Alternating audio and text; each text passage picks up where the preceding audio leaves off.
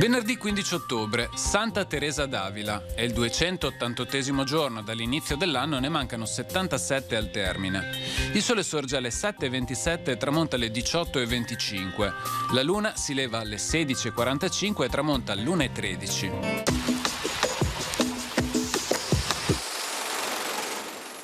Dopo soli 4 mesi di dogado muore Michele Morosini di peste all'età di 74 anni. Durante la guerra contro Genova, quando Chioggia era già caduta e il nemico minacciava da vicino Venezia, acquistò tutte le case che gli venivano offerte dai cittadini in fuga. La cosa fu diversamente interpretata.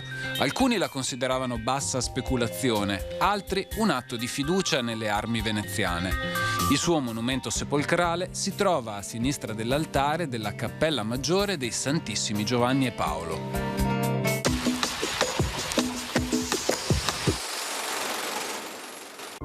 Le previsioni per domani. Cielo sereno o poco nuvoloso, salvo sviluppi di modesti cumuli sulle zone prealpine nel pomeriggio. Nelle ore più fredde, probabili riduzioni della visibilità in pianura, specie su settori meridionali. Temperature minime in generale aumento, massime stazionarie. Bora a tratti moderata sulla costa.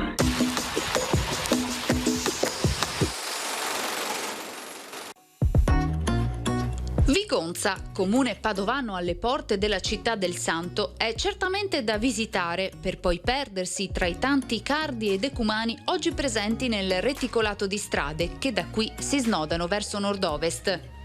Il comune, in parte sviluppato sul graticolato romano, confina con la provincia di Venezia e conta 7 frazioni: Busa, Codiverno, Peraga, Perarolo, Pionca, San Vito e Vigonza.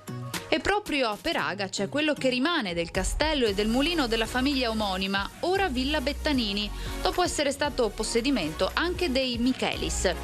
Continuando tra le comunità che formano il comune di Vigonza, ci soffermiamo a Codiverno.